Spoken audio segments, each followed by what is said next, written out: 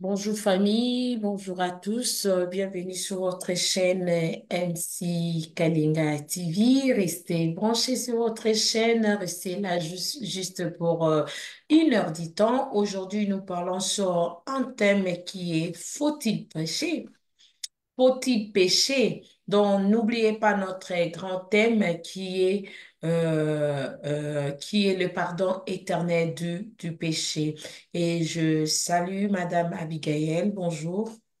Bonjour Madame Andy, bonjour Pasteur et bonjour la famille. Et j'en Bonjour. profite pour saluer Madame Joël, le frère d'elle qui était avec nous, il sera bientôt là. Et je salue aussi mon frère Benjamin et sans oublier notre frère Daniel le Juste et Franck. Et je salue aussi mon pasteur. Bonjour Pasteur Freddy toi. Bonjour, Madame Andy, et bonjour à tous ceux qui nous suivent. Pasteur, parlez-nous de ce sous-thème qui est faut-il pécher? À vous la parole, Pasteur. Gloire au Seigneur. En fait, nous voudrions déjà la fois dernière conclure avec la marche chrétienne, mais une question est sortie juste à la fin, venant de Madame Joël, et c'est par cette question-là que nous avons pensé terminer ce sujet sur la marche chrétienne aujourd'hui, en concluant avec une question que Paul, l'apôtre, a posée, que ce soit aux Romains, que ce soit aux Galates, parce que nous enseignons l'Évangile, parce que nous parlons du pardon du péché, parce que nous disons que Christ a payé le prix pour les péchés, parce que le salaire du péché, c'est la mort d'un innocent qui est Jésus-Christ, et parce que la sanctification est déjà accordée aux chrétiens que nous sommes, c'est une imputation, parce que nous sommes justes.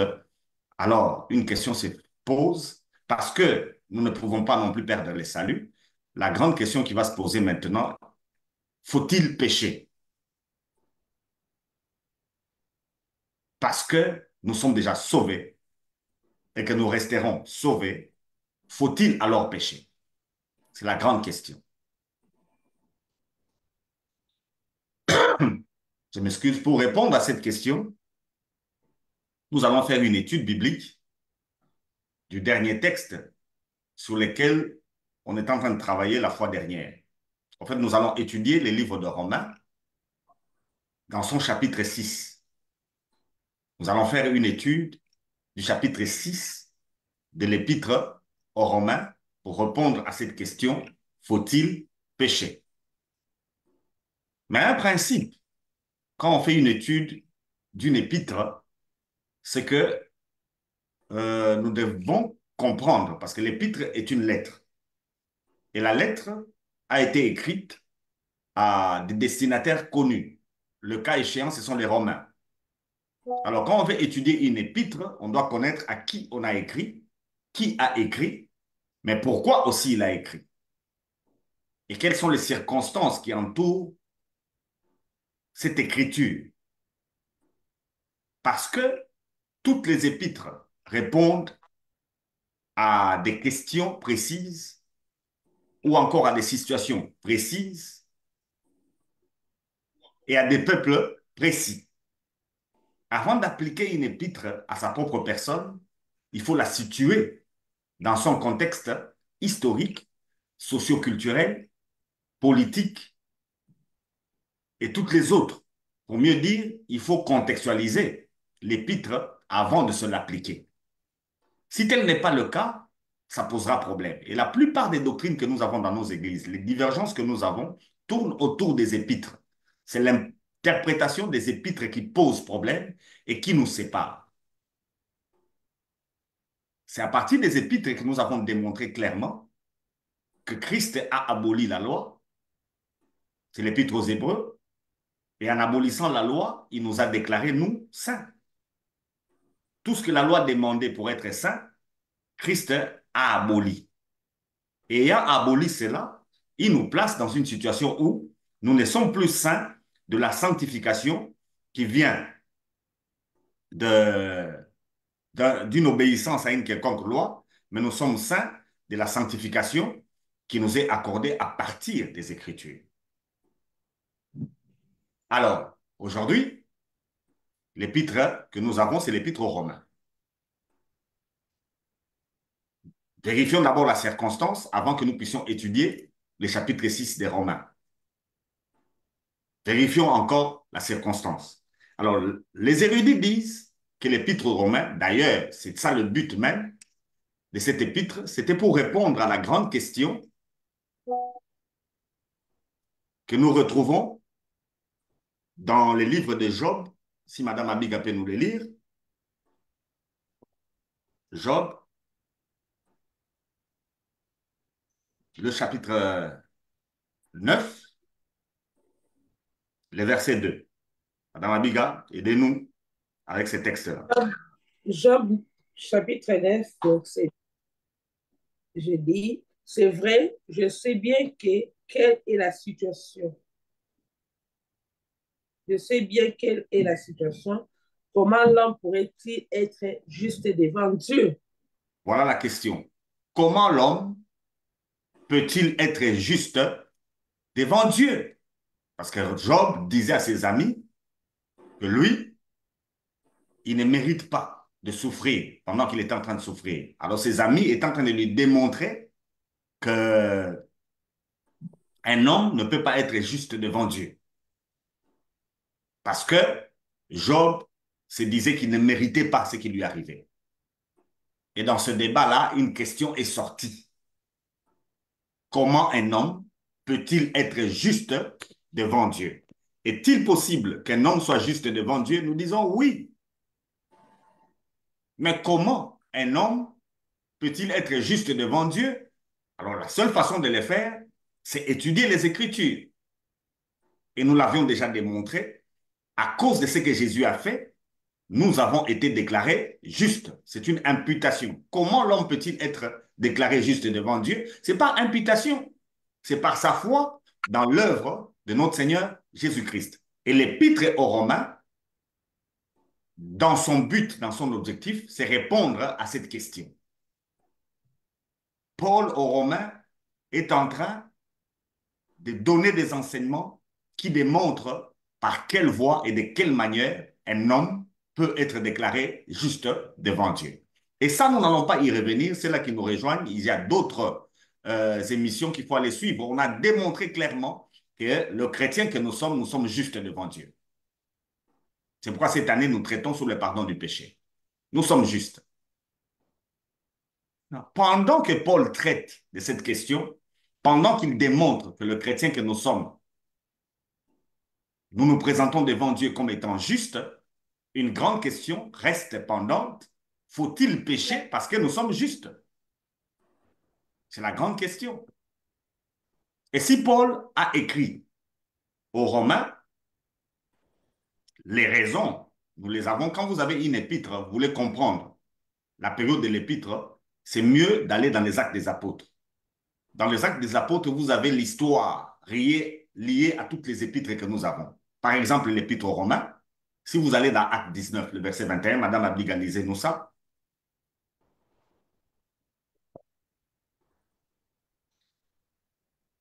Acte 19, Le verset 21.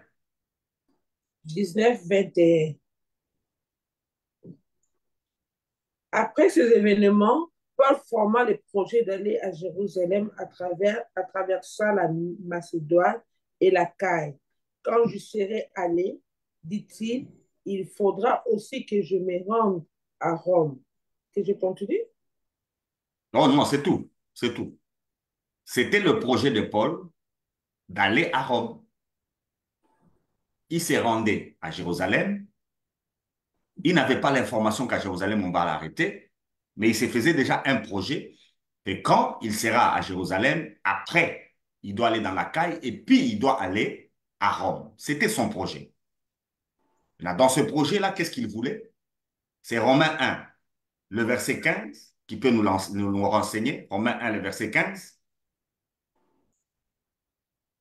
Romains, Romains 1, verset 15. Je lis, ainsi, J'ai un vif désir de vous annoncer aussi l'évangile à vous qui êtes à Rome. Pourquoi il veut aller à Rome? Parce qu'il a un vif désir de leur enseigner l'évangile. Il a un but de leur annoncer à eux aussi, les Romains, l'évangile.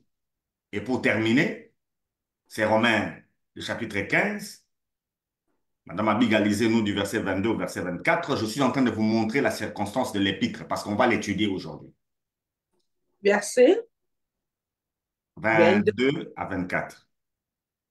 je lis Romains 15, 22. C'est aussi ce qui m'a sauvé et m'a empêché d'aller chez vous. Mais maintenant, comme je n'ai plus rien qui me retient dans les régions et que depuis bien des années, j'ai le vif désir de vous rendre visite. Je le ferai quand je me rendrai en Espagne. J'espère en effet vous voir en passant en recevant votre aide pour me rendre là-bas une fois que j'aurai satisfait, du moins en partie, mon désir d'être avec vous. Gloire au Seigneur. Voilà la circonstance de l'épître aux Romains. Paul voulait annoncer l'évangile aux Romains. Il avait un vif désir de les leur annoncer. L'église aux Romains existait sans que Paul soit arrivé à Rome. C'est une autre personne qui l'avait implantée. Paul avait des informations sur cette église et il voulait aller là-bas pour qu'à partir de Rome, il ait la possibilité de se rendre en Espagne et qu'en Espagne, il soit accompagné par les Romains. Voilà le contexte où l'épître est écrite. Maintenant, le but, je rappelle encore, quand Paul écrit aux Romains, il veut leur démontrer qu'on peut être juste devant Dieu. Et la manière, il l'a expliqué, c'est par la foi en Jésus qui est la fin de la loi. Nous n'allons pas y revenir parce qu'on l'a déjà fait. Et aujourd'hui, une question va se poser parce qu'on a expliqué clairement ici que le jour où le Seigneur revient, de deux qui seront sur un lit, l'un sera pris et l'autre va rester. On a expliqué ici que ceux qui seront sur un lit peuvent être en train de se prostituer, mais une personne va aller au ciel. On l'avait expliqué ici, on ne va pas y revenir. Maintenant, ceux qui nous suivent se posent une question. Si on croit à l'évangile tel que nous croyons, faut-il pécher alors? Si nous ne perdons pas le salut, si le péché n'est plus dans le monde, si le Seigneur ne nous regarde plus, nous, il regarde Christ. Si le salut est éternel, on ne peut pas le perdre. Faut-il alors pécher? C'est ça la grande question. Et nous allons y répondre en étudiant ensemble Romains, le chapitre 6, dans son entièreté. Aujourd'hui, ce que nous faisons juste une étude biblique. Et je rappelle à ceux qui nous suivent que si vous voulez placer un enseignement dans les Écritures, sachez-le que votre enseignement doit avoir un verset dans l'Ancien Testament, qui est l'ombre, un verset dans les évangiles où Jésus lui-même parle, il donne le principe à votre enseignement, un verset dans les actes des apôtres où il y a la pratique de ce que vous dites, et un verset dans les épîtres qui est l'explication de votre vérité. Voilà le principe. Alors, comprenez qu'une épître ne peut pas être interprétée avec allégorie. L'épître est déjà une explication. Ce qui est dit dans l'épître, c'est effectivement ce qui est. Parce que l'épître est déjà une explication. Donc, on ne peut pas prendre une épître et l'étudier allégoriquement. C'est-à-dire, quand vous voyez le pain, vous dites que le pain ici signifie ceci. Quand vous interprétez une épître, ce n'est pas comme ça qu'on doit le faire. Parce que l'épître est déjà une explication. C'est lui qui écrit l'épître. S'il donne un mot allégorique, lui-même va vous l'expliquer. Tous ceux qui écrivent les épîtres, s'ils donnent un mot allégorique, il l'explique lui-même parce que l'épître est déjà une explication. Donc, quand on prend une épître, on n'interprète pas d'une manière allégorique. Alors, la question ici, faut-il pécher, n'est pas allégorique. C'est une question claire. Est-ce que comme le péché n'est plus dans le monde, nous qui croyons, devrions-nous pécher? C'est ça la grande question à laquelle on va répondre aujourd'hui en étudiant ensemble Romains, le chapitre 6. On va y aller, Madame Abiga, on ne lit pas tout, on est en train de lire graduellement. Si on lit un verset, on peut couper pour qu'on continue par la suite.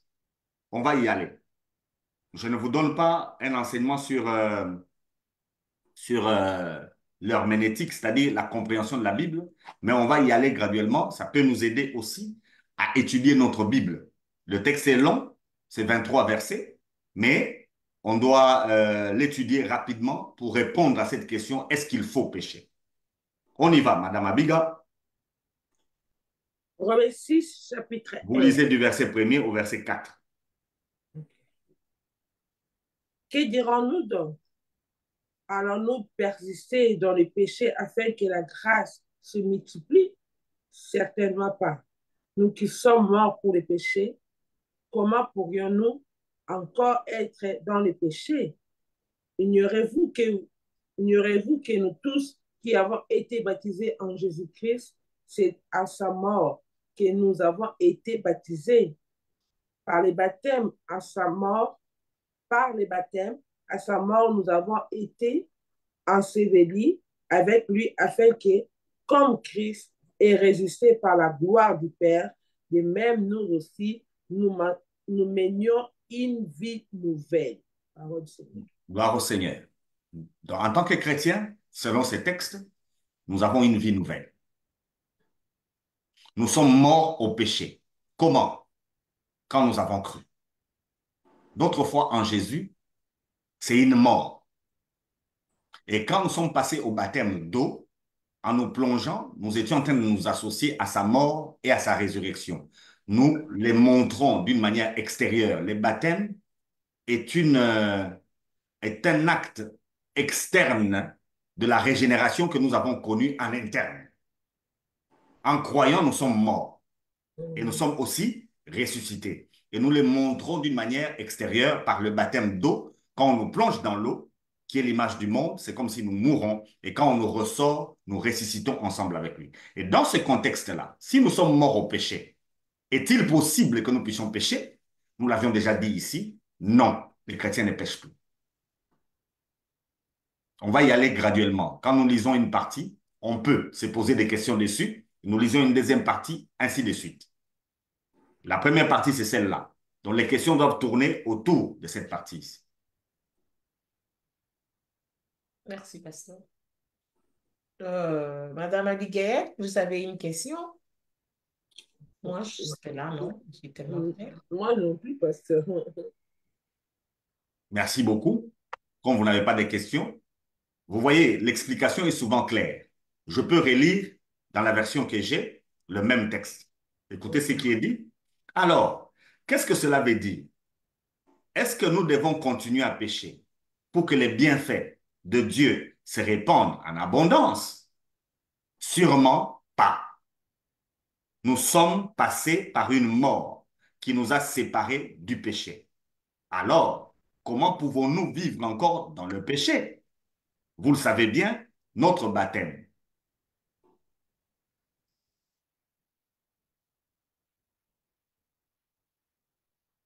En nous unissant au Christ Jésus, nous a tous donc, par le baptême, nous avons été plongés avec lui dans la mort, mais la puissance glorieuse du Père a réveillé le Christ de la mort pour que nous aussi, nous vivions d'une vie nouvelle. Donc notre vie est une nouvelle vie.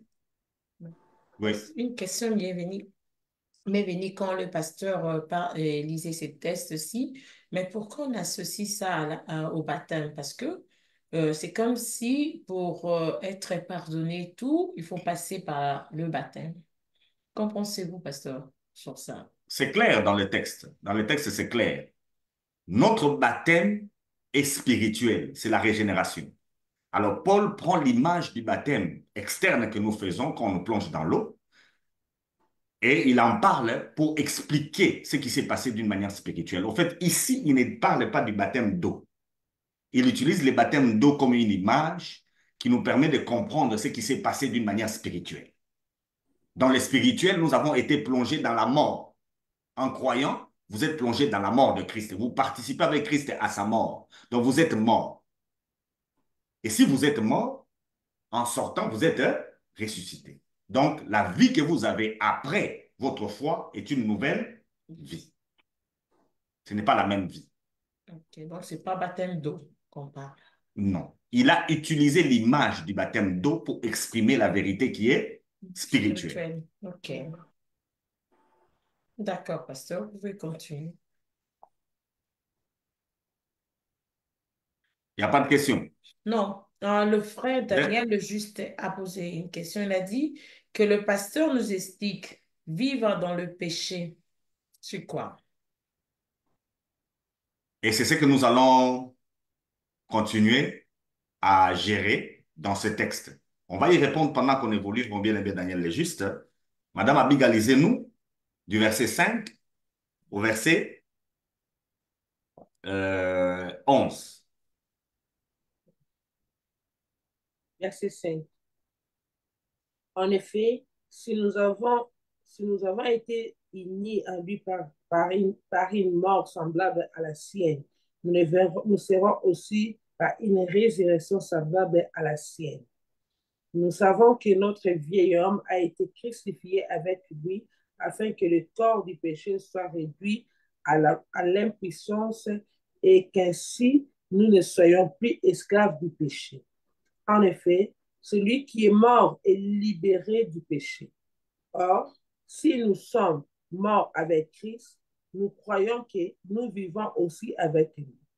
Car nous savons que Christ ressuscité ne meurt plus, la mort n'a plus de pouvoir sur lui.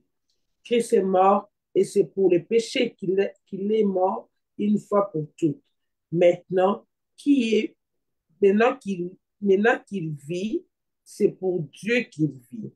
De la même manière, vous aussi considérez-vous comme mort pour les péchés et comme vivant pour dire en Jésus-Christ, notre Seigneur. Parole Seigneur. Gloire au Seigneur. Dans la nouvelle vie, nous parlons de la marche chrétienne. La nouvelle vie, pour tous ceux-là qui nous entendent, c'est une vie qui est orientée vers le Seigneur. Nous vivons pour lui. Nous n'allons pas y revenir. Tout ce qu'il nous demande, nous le faisons. Alors, c'est quoi péché? Péché, c'est juste ne pas faire ce que lui a demandé. C'est juste ça. Là, ça devient un peu vaste, pasteur. Non? Quand lui, il vous demande quelque chose et que vous ne faites pas, c'est ça le péché. Je ne sais plus par quel le but. C'est justement, lui, il a fixé un but en vous disant faites ceci, c'est qu'il a fixé un but. Paul a comme but d'aller chez les Romains. Pourquoi faire? Pour leur prêcher l'évangile. C'est ça son but. Ce n'est pas le but, comme on l'a toujours dit, c'est Christ qui est le but de péché. Effectivement, c'est ça le Christ, les textes viennent de le dire. Mais non, c'est comme si c'est C'est pour contradictoire. témoigner de Christ. L'évangile, c'est Témoigner de Christ. parler de Christ. Quand Dieu vous demande de faire quelque chose, il vous demandera de faire quelque chose par rapport à Christ. C'est-à-dire, c'est le témoignage de Jésus qui est l'esprit même de la prophétie. Vous faites tout pour Christ. Oui. Péché maintenant, c'est quoi? Manquer du Ne pas faire pour Christ. Christ. Vous pouvez prêcher, mais vous ne prêchez pas pour Christ. Ça devient quoi? Le péché. Péché, Vous pouvez donner, vous ne donnez pas pour Christ. Ça devient quoi? péché. Vous pouvez parler, mais vous ne parlez pas pour Christ. C'est pourquoi la chaîne ici, elle est christocentrique. Le péché n'est pas l'obéissance à la loi. Quelle loi, pasteur? La loi de Moïse. Le péché n'est pas obéissance à la loi de Moïse. Oui. Mais si le péché n'est pas à l'obéissance de la loi, ce n'est pas l'obéissance. Mais comment on doit suivre encore le péché? Non, non, moi, j'aimerais bien que le pasteur puisse expliquer les lois qui existent pour bien comprendre. Loi morale, loi du peuple et loi de Moïse, pasteur. C'est mieux qu'on ait l'explication, comme ça on saura. Parce que quand vous dites que c'est juste la loi de Moïse, c'est-à-dire avec la loi du peuple et la loi morale, c'est pas un péché si on les fait. Donc Il y a, c'est tout à il y a, fait il y a, différent. il y a gens qui ne savent pas différencier la loi de Moïse, la loi du peuple et Effectivement, la loi. c'est ce que je Parce que demanderai au eux, pasteur de nous tout le expliquer. monde pense que tout ce que nous disons, c'est la loi. C'est la loi de Moïse. C'est la loi de Moïse. Mais oh, il y a la loi du peuple aussi. Il n'y a pas, c'est pas la loi de Moïse. Donc, parce qu'il faut bien les différencier pour que non, les gens puissent comprendre. Ce qui fera que les émissions ici, on fera des redits. Parce qu'on a déjà dit ça, on a déjà expliqué cela. Mais on peut faire quand même les redits. La loi de Moïse, c'est ce que Dieu a donné au Sinaï. C'est la loi de Moïse, ça se retrouve dans les textes des Écritures, l'Ancien Testament. Et c'est cette loi qui a fait que Jésus meure à la croix. C'est ce que nous sommes en train de dire ici. Quand il nous a libérés de ça. Mais chaque peuple, je le disais, quand l'écrivain d'une épître est en train d'écrire, chaque peuple a ses lois. Chaque peuple a sa coutume. C'est là que vous allez comprendre que quand Paul a écrit aux Galates, il a parlé aussi de la loi. Il a parlé de la justification par les œuvres et de la justification, et les œuvres de la loi et la justification par la foi. Mais quand il écrit aux Romains, c'est différent. Pourquoi? Parce que les Galates ont été exposés à un enseignement des judaïsants, des gens qui leur disaient que même si vous avez la foi, vous devez aussi obéir à la loi de Moïse. Tel n'est pas le cas avec les Romains. Les Romains, quand ils leur parlent de la loi, ce n'est pas parce que chez les Romains, quelqu'un a enseigné la loi de Moïse. Non. Chez les Romains, Paul est en train de vouloir expliquer comment un homme peut-il être juste devant Dieu. Et c'est comme ça qu'il touche à la loi pour démontrer que Christ est la fin de la loi. Mais aux Galates, c'est différent. Les Galates eux-mêmes avaient élevé la circoncision en pensant que même si vous êtes convertis, vous devez aussi vous faire circoncire. C'est pourquoi chez les Galates, il a dit qu'il vous a ensorcelé. Ensorcelé, pardon. Ce n'est pas la même chose chez les Romains. Chez les Romains aussi, ils parlent de la loi, mais les Romains n'étaient pas exposés à cet enseignement légaliste de Moïse. Alors, loi de Moïse est différente de la loi d'un peuple. Chez les Corinthiens, par exemple, il dit tout est permis, mais tout n'est pas utile parce qu'il y a la loi des peuples. Cette loi-là demande qu'on mange des viandes sacrifiées aux idoles. Avant de vendre au marché, il fallait amener la viande chez une idole. Alors les chrétiens, on leur a posé la question, est-ce qu'ils peuvent manger ça? Paul a dit, il faut manger. Cependant, si quelqu'un a une conscience, maintenant c'est la loi de la conscience, la loi morale, si quelqu'un, par sa loi morale, est dérangé par le fait que vous mangez une viande qui a été sacrifiée aux idoles, ne mangez plus. Alors en ce moment-là, si vous mangez, vous péchez contre votre frère. Vous péchez contre sa conscience, contre la loi morale qu'il a en lui. Et les nations ont leurs lois qu'il faut respecter, obéissez aux magistrats. C'est écrit. Mais toutes ces lois-là n'ont rien à voir avec Dieu. Une seule loi a à voir avec Dieu, c'est la loi qui a amené Jésus à la croix. Ça, c'est la loi de Moïse. Et si nous sommes libérés de cette loi-là. Nous ne sommes pas libérés de la loi morale, nous ne sommes pas libérés non plus de la loi des peuples. Donc on ne peut pas dire que comme on est chrétien, on n'obéit plus à la constitution de son pays. Non, il faut y obéir. Et si vous n'obéissez pas, vous avez péché contre la nation, mais vous n'avez pas péché contre Dieu. Et de l'autre côté, il y a votre conscience que vous ne pouvez pas tromper. Quand votre conscience vous dit non, arrêtez-vous.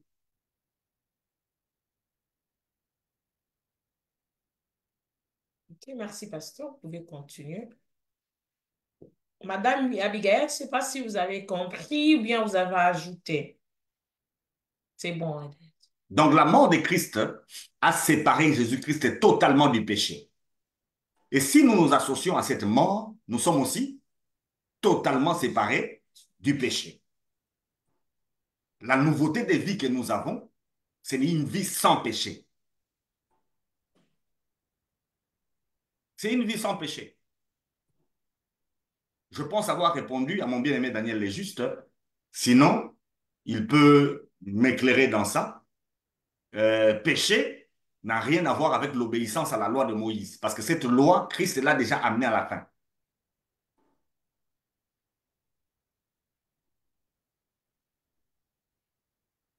Alors, faut-il marcher à l'encontre de cette loi parce qu'elle n'existe plus? Je repose maintenant la question autrement. J'ai dit non, Pourquoi?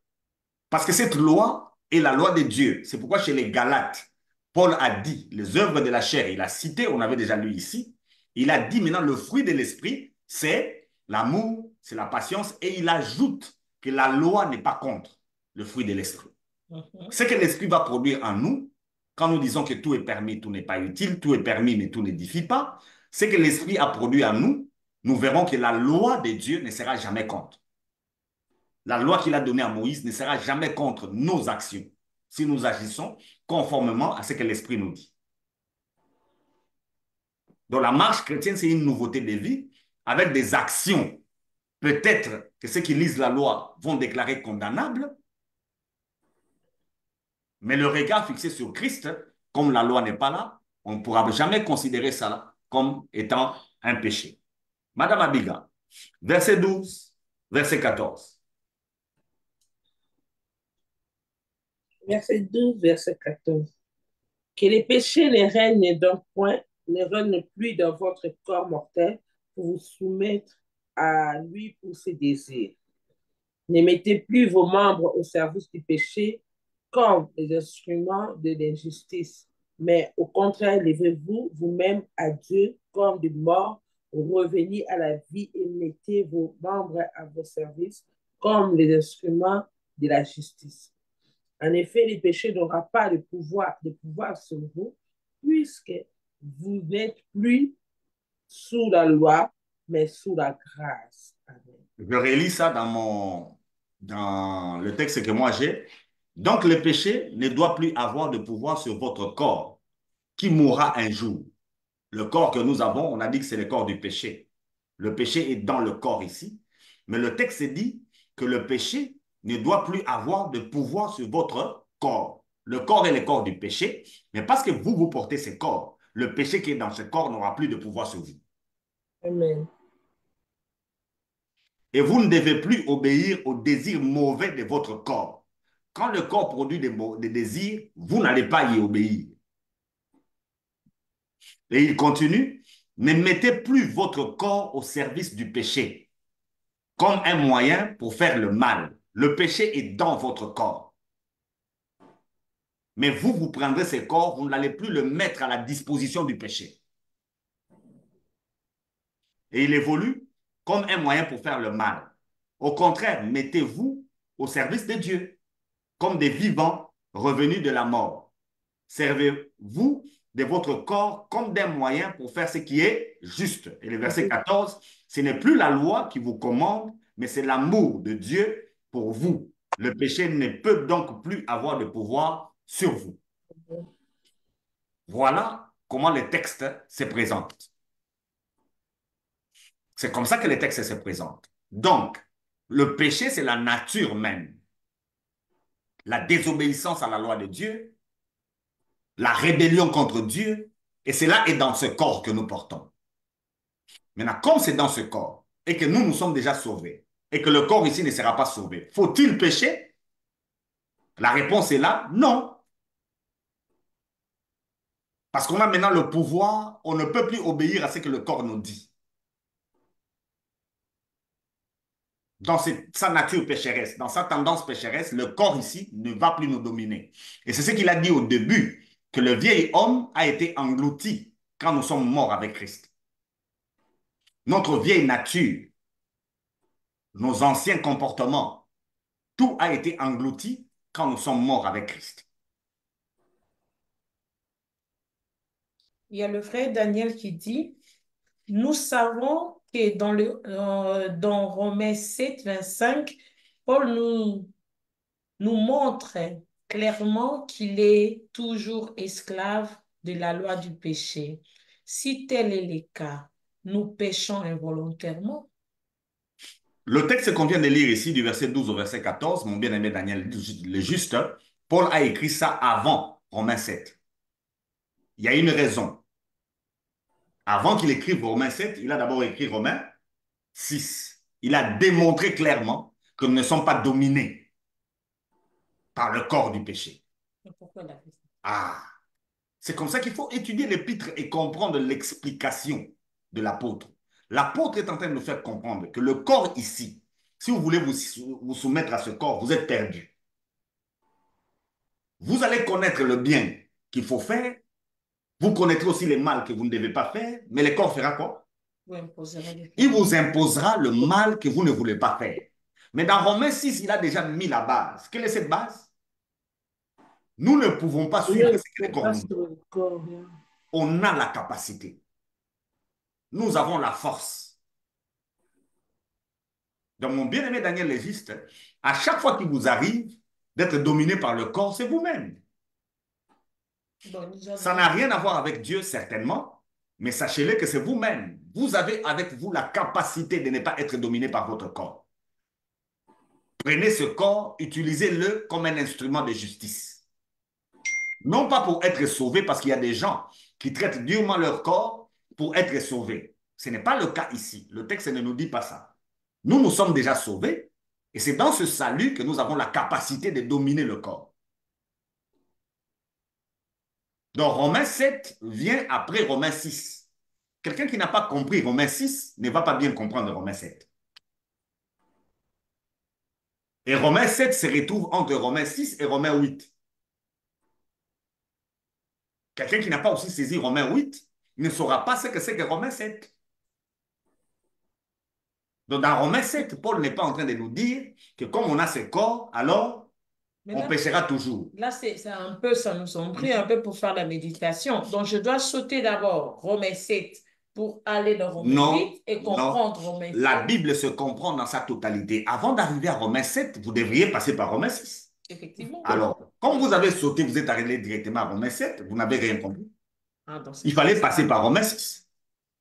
Et quand vous aurez lu Romains 7 et que Romains 7 va vous créer des problèmes, au moment où vous arriverez dans Romains 6, vous allez encore bien maîtriser dans Romains 8. C'est un tout. Et l'objectif de Paul, il veut démontrer comment quelqu'un peut être Sauvé. juste Devant Dieu. devant Dieu. La nature que nous avons n'est pas une nature qui nous permettra d'être juste devant Dieu. Mais ce que Jésus a fait nous a donné la capacité d'être juste et de rester juste même dans la pratique.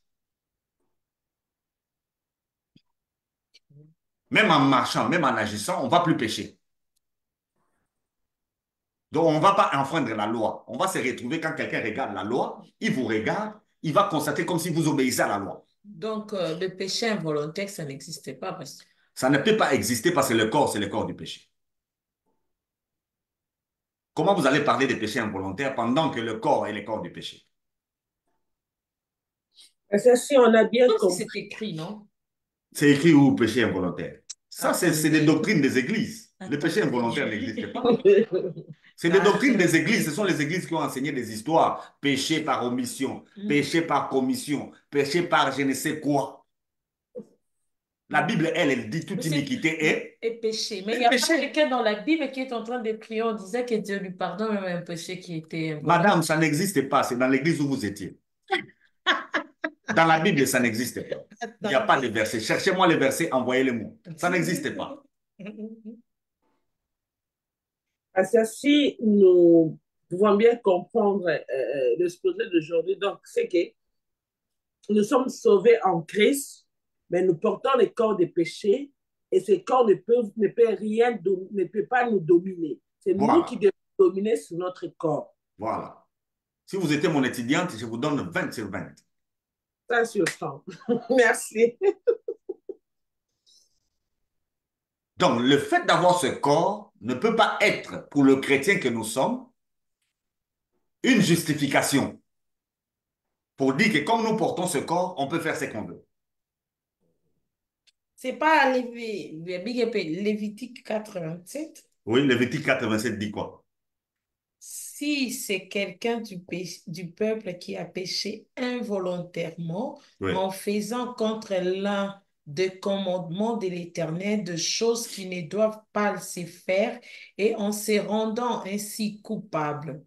Je m'arrête là. Non, non, évoluer. Il ne faut pas sortir du contexte. Il s'agit des lieux de refuge. Et qu'il vienne à découvrir les péchés qu'il a commis, il offrira en sacrifice une chèvre, une femelle, sans défaut pour le péché qu'il a commis. Voilà. Le mot involontaire existe. Oui, dans l'ancienne alliance. Euh, Et ça hmm, signifie quoi? Vous pouvez vous asseoir là, quelqu'un s'énerve contre vous, Effectivement. il veut vous frapper, vous voulez vous protéger, mais vous le tuez. Mhm. Vous C'est voulez vrai. vous protéger, mais qu'est-ce qui arrive? Vous le La tuez. mort, oui. Oh, oui. Dans la légitime défense, vous amenez l'autre à la mort. Vous Mhm. n'avez pas pensé que Mhm. vous voulez le tuer, mais Mhm. vous l'avez tué. Mhm. Selon la loi, celui qui tue doit faire quoi? Apporter une chèvre. Non, il doit mourir aussi. Selon la Mais loi de la Bible. Selon la loi de Moïse, Mhm. œil pour œil, Donc, dent pour dent, il doit aussi mourir selon la loi. Alors, la loi a aussi prévu, ceux qui lisent la loi de foi, ils ne comprennent pas. La loi a encore prévu, si ça arrivait, parce que vous êtes allé contre la loi prévoit encore un autre moyen par lequel vous devez vous en sortir. Même la loi cherche la grâce. Amen. de vous offrir. Même dans la loi, on cherche la grâce. Il y a le cas de Lévitique 14 que vous avez lu, il faut offrir un animal, ça ce n'est pas dans le cas de tuer. Le cas de tuer, il faut courir vers les lieux de refuge. Il y avait des villes de refuge, il faut aller Il y avait vite bien. dans la ville de refuge avant qu'on te tue. Parce que selon la loi, on doit te tuer. Maintenant, Yeah. toi, tu dois courir vers la ville de refuge. Dès que tu entres là-dedans, tu te mets là-bas, tu Fini. commences à regarder les gens qui sont dehors, ils ne te touchent plus. Et Amen. Jésus est cette ville de refuge. Et Même sous la loi, Amen. la grâce est exprimée. Amen. Parce que l'évangile, c'est l'évangile de la grâce. Mais ici, ce n'est pas de ça qu'on parle. Ici, on est en train de... Le péché involontaire n'existe pas. Nous dominons notre corps. Si vous tombez, c'est vous-même qui avez voulu. Le corps continue à vous dominer. Or, le corps, c'est un corps du péché. Donc, ne suivez pas le corps. Dominez-le. Utilisez-le pour la pratique de la justice, pour la cause de l'évangile.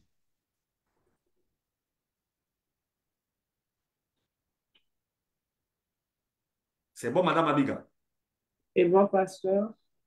Daniel est juste n'a pas posé de question. Sinon, Mhm. on lit de Daniel et de Romains 6, 15 à 19. Euh, Ceux qui nous suivent, nous sommes en train d'étudier Romains 6. Et pourquoi je suis en train de séparer? Je vous ai donné juste une structure. La structure dans un chapitre, ce sont les idées. Les idées diffèrent. Et c'est lui qui a écrit en allant à la ligne, en faisant un paragraphe. Quand il fait ça, en mettant un point, quand il fait ça, c'est juste pour vous dire que mon idée vient de se terminer. Je change un peu d'idée. Et les massorettes nous ont trouvé ça. Ils nous ont placé ces points pour nous placer les idées. 15 ans. 15 ans. 19. Quoi donc? Allons-nous pécher parce que nous ne sommes pas sous la loi, mais sous la grâce? Certainement pas.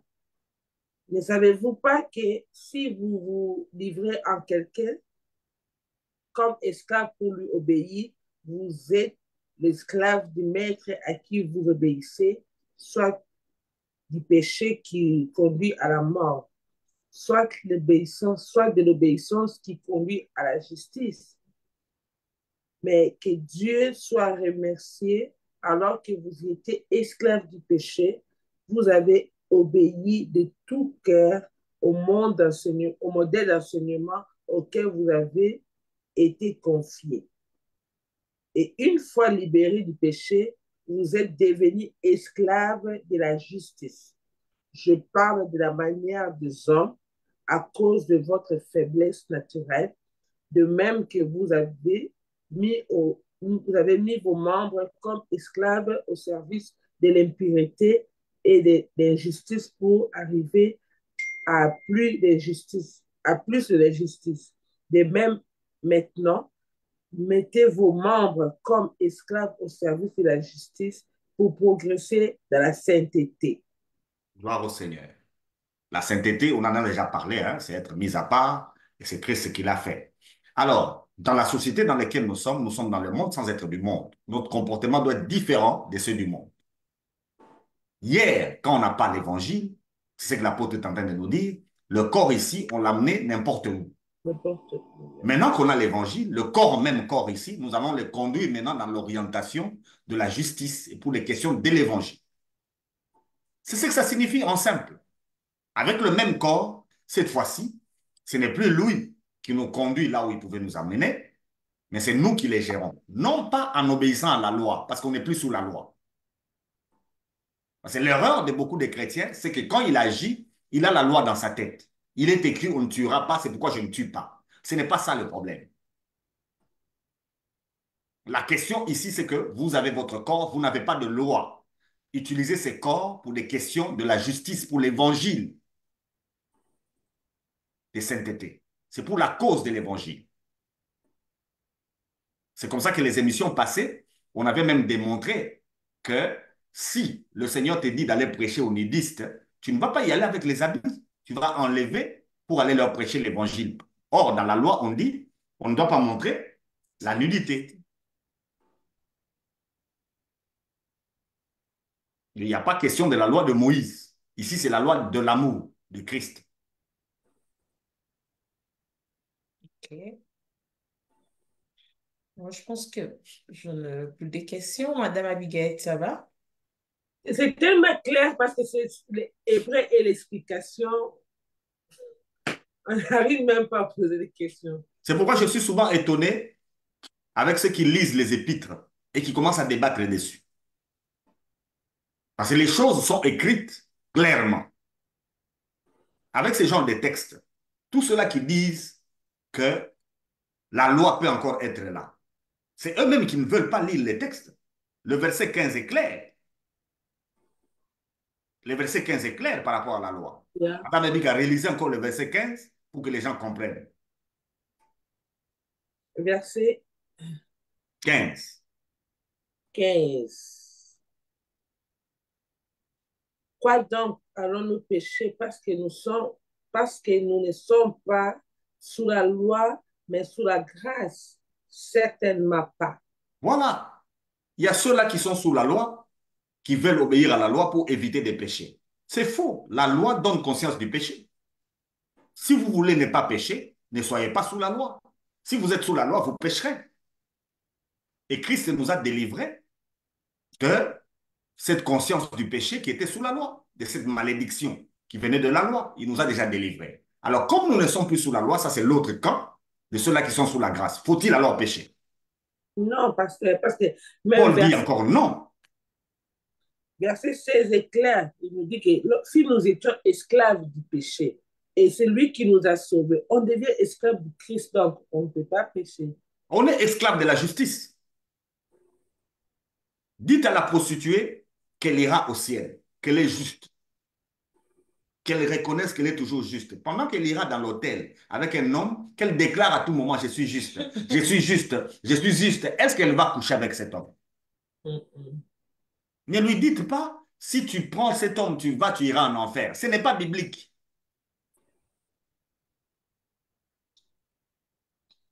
Ce n'est pas biblique. Dites au voleur, tel que tu es là, tu es juste. Dieu t'aime. Maintenant, quand il va voler, qu'il déclare qu'il est juste pendant qu'il vole. Là, vous la ramenez vers la conscience ou quoi? Effectivement, il aura une conscience juste. Il ne va plus voler. C'est parce que vous leur dites que nous sommes faibles avec ce corps. C'est pourquoi ils tombent. Il faut que demain, ils reviennent encore pour faire quoi? Pour demander pardon. Et pardon. Et ça, ce n'est pas biblique. Mais ce que moi, je n'arrive pas à comprendre, comment est-ce que quand nous faisons du mal, nous demandons pardon, nous croyons que nous sommes pardonnés totalement. Oui. Et demain, on revient encore, je sais que je vais faire quelque chose, je vais demander encore pardon, je serai encore pardonné. En fait, pourquoi nous ne croyons pas directement qu'on a été déjà pardonné, donc c'est celui qui Non, veut c'est la même retourner. croyance. C'est la même croyance, seulement la personne n'a pas encore l'enseignement. C'est lui qui demande pardon chaque jour. Au fait, il sait qu'il sera pardonné. Effectivement, c'est ce que je suis en train de Il dire. sait déjà qu'il sera pardonné. Donc, en soi, il ne devait même pas demander pardon. Mais il continue toujours de le faire. Parce qu'il est mal enseigné. Lui, il pense que ce pardon qui est permanent, on ne l'obtient que si on a demandé pardon. C'est ce qu'il pense. Mais il est convaincu qu'il aura le pardon. Il est convaincu. Il sait que quand il demande, il aura le pardon. Il sait. Donc, nous croyons à la même chose, mais nous n'avons pas le même enseignement. Donc, Parce que lui aussi, il sait qu'il peut pécher encore demain, il peut pécher après-demain, il peut pécher après-demain, et il reviendra pour demander pardon. Mais nous, on ne pêche plus. C'est la différence avec lui. Lui, il a déjà un stock de pardon qu'il aura. Il va faire ce qu'il veut, il reviendra parce qu'il y a le stock de pardon. Mais nous, nous ne faisons pas ça parce que nous savons que nous sommes déjà pardonnés. mais je ne sais pas si on a l'habitude, il y a des gens qui ont l'habitude de dire que non, le pardon que Dieu peut te pardonner doit être comme, comment on dit, quelque chose que tu n'as pas fait involontaire, disons. C'est que tu as fait involontairement, mais ce qui persiste, c'est comme Il si n'y a Dieu... pas de verset qui dit ça. Ça, c'est de la morale. C'est comme si Dieu ne pardonne pas parce qu'aujourd'hui je vole, je demande pardon, demain je vole, je demande pardon, demain l'autre, c'est ce qui devient une iniquité. C'est de la morale. Ce n'est pas la Bible. Même ce qu'on dit que la chrétien, il pêche accidentellement. Les textes qu'on vient de lire ici, Madame Abiga, est-ce qu'on permet le péché accidentel? Non, pasteur. Vous dominez sur votre corps. Vous dominez sur votre vieil homme. Même l'accidentel n'est pas là. Mais la Bible dit aussi que le corps est cher et faible, non? Mais justement, maintenant, qu'est-ce qu'on Comment vient de est-ce dire? qu'on peut dominer? Qu'est-ce qu'on vient de vous dire? Vous avez le corps faible. Vous devez faire quoi avec? Dominer. Le dominer. C'est Si vous ça, ne dominez pas c'est maintenant, là où il y a un problème. effectivement, c'est là où il y a la difficulté. J'ai un corps faible, c'est-à-dire que je peux tomber à chaque fois, à chaque fois, à On chaque a moment. déjà enseigné ici qu'en réalité, dans l'homme, c'est quoi? C'est l'esprit. C'est l'esprit. Nous savons qui est l'homme. L'homme, ce n'est pas le corps. Vous n'êtes pas le corps. Le corps n'est qu'un emballage. Un emballage ou bien un emballage, je ne sais pas. Non. Le corps n'est qu'un emballage et un emballage faible. Maintenant, vous qui êtes dedans, comme vous êtes en Christ, dominez-le. Hier, vous n'étiez pas en Christ, le corps vous a dominé. Il vous a mené où il veut. Mais maintenant que vous êtes esclave de la justice, avec la capacité que vous avez, parce que vous êtes mort et vous êtes ressuscité. Et Christ est mort, ressuscité, ne mourra plus. Mhm. Donc vous avez la supériorité sur ce pouvoir-là. OK. Ne parlez plus de faiblesse là. Et pour terminer, Madame Abiga, verset 20 au verset 23. Je sais La pas. faiblesse, Il y a des verset gens qui 20. ont la faiblesse aussi. Vous voulez élever la faiblesse, vous qui êtes en Christ. Vous êtes fort. On entend souvent c'est ma faiblesse, c'est ma faiblesse, C'est un c'est mauvais ma enseignement. Ça faiblesse. prouve que vous êtes bébé dans la foi. Ça prouve seulement que vous êtes bébé dans la foi. Oui. Allez-y, madame. Verset 20 à 23. En effet, lorsque vous étiez esclaves du péché, vous étiez libres par rapport à la justice. Que, quel fruit porterez-vous alors? De fruits dont vous avez honte aujourd'hui, car leur fait, c'est la mort. Mais maintenant que vous avez été libérés du péché et que vous êtes devenus esclaves de Dieu, vous avez pour fruit la progression dans la sainteté et pour faire la vie éternelle. En effet, le salaire du péché, c'est la mort. Mais le don gratuit de Dieu, c'est la vie éternelle en Jésus-Christ, notre Seigneur. Vous voyez dans quel contexte le verset 23 là qu'on cite partout et à part. Vous voyez à quel niveau Paul a cité ces versets-là. C'est quand il est en train de démontrer clairement que le corps est totalement pécheur et que Christ est mort pour le péché. Amen. Et qu'avec ça, on a la vie nouvelle, on a une vie éternelle Amen. en étant unis à lui. Et étant unis à lui, on ne peut plus pécher. Amen. Amen. Être sous la grâce n'est pas une licence de se comporter comme on veut. La grâce n'ouvre pas la voie au mal. La grâce n'ouvre pas la voie à l'iniquité. La grâce ouvre la voie à la justice. Comment un homme peut être juste devant Dieu quand il met sa foi en Christ? Il devient juste, même dans les actions. Écoutez ma version.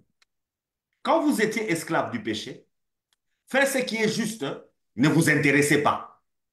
Vous voyez cette version, comment elle dit? Quand vous étiez esclave du péché, faire ce qui est juste ne vous intéressait pas. Yeah. Et à ce moment-là, quelles actions avez-vous faites?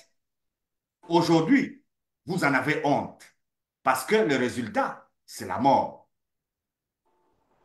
Mais maintenant, vous êtes libérés du péché et vous êtes devenus les serviteurs de Dieu.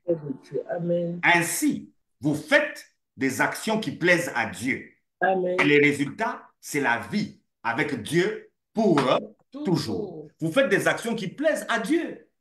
Amen. Il vous dit, enlevez les habits, allez prêcher aux gens, vous enlevez. Ça lui plaît. Allez-y. C'est pour dire que non, lorsque nous sommes en Christ, nous ne marchons pas selon nos corps, selon notre corps, mais selon l'esprit. Parce Voilà. qu'en esprit, c'est l'esprit qui nous pousse à faire tout cela. Parce que le corps ne peut pas nous pousser à faire tout cela. Donc, ni le corps, ni même la loi. Vous n'avez aucune conscience de la loi. Oh, on ne tue pas, on ne fait pas ceci. Ça ne doit pas venir de vous. Ça ne doit pas venir de vous. Parce qu'il y a des gens qui enseignent la grâce. Qu'est-ce qu'ils disent? Comme on a 613 lois et que personne ne connaît toute sa loi, ces lois-là, dont nous tous, on vivra dans le péché et Dieu nous a sauvés par la grâce, n'est-ce pas? Donc on mène la vie qu'on veut. Dieu, lui, nous a déjà sauvés par la grâce. Ce n'est pas ce que dit Romains 6. Romains 6 ne nous dit pas ça. Nous sommes aujourd'hui esclaves de la justice. Nous prenons ce corps, nous l'utilisons pour la justice. Amen. Pour la question de l'évangile. Alors, pour répondre à la question de Job, comment un homme peut-il être juste devant Dieu? C'est quand il met la foi en Christ. Amen. Et en ayant foi en Christ, la loi ne pèse plus sur lui. Et si la loi ne pèse plus sur lui, cet homme-là va travailler en obéissant à l'esprit qui le conduit. Et même dans ses actions, cet homme-là ne posera aucune action qui déplaît au Seigneur. Okay. Donc, ceux-là qui prêchent la grâce, vous devez savoir que vous devez poser des actes qui plaisent à Dieu. Amen. On ne peut pas se cacher derrière l'évangile de la grâce pour poser des actions qui déplaisent au Seigneur.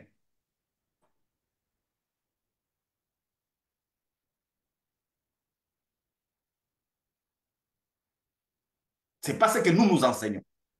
Et quand vous êtes face à un prétentre de sa vie et il est dominé par son corps, dites-lui c'est encore un bébé. Dites-lui qu'il doit être enseigné. Ah oui. Ramenez-les à l'enseignement comme Paul a enseigné aux Romains. Ils n'étaient pas encore capables, c'est pourquoi il a écrit. Avant que lui aille là-bas, il a écrit pour qu'ils comprennent toute la doctrine liée à la justice devant Dieu.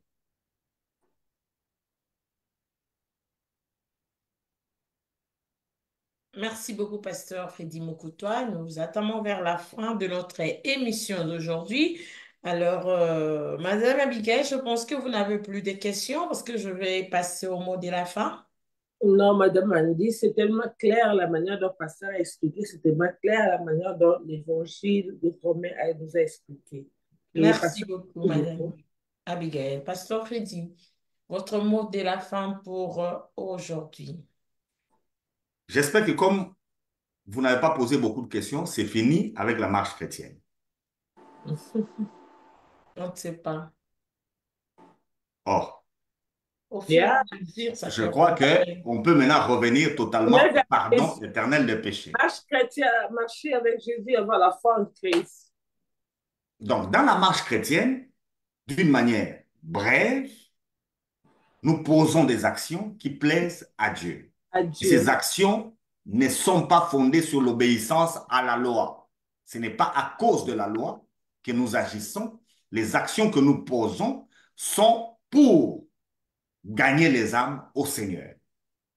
Et ce corps du péché, dans la vie de quelqu'un qui est déjà en Christ, c'est un corps qui est dominé. Ce n'est pas un corps qui domine. Voilà comment je conclus les choses. Pour répondre à la question, faut-il pécher? J'ai dit, assurément non. On ne peut pas parce qu'on domine le corps. Toute action qu'on posera aura un but. Et le but, ce sera Jésus. Ce sera pour la justice. Quelle que soit l'action qu'on pose, l'objectif, c'est Christ. On ne regarde pas les jugements des hommes. On regarde plutôt ce que le Seigneur nous a dit. OK? C'est bon. Merci au pasteur Freddy Moukoutoua et merci à Madame Abigail, sans oublier notre frère Daniel le Juste et toute personne qui nous a suivis aujourd'hui. Soyez bénis. On se voit à la prochaine. On est ensemble, les familles. À la prochaine. Bye bye. Bye. Bye.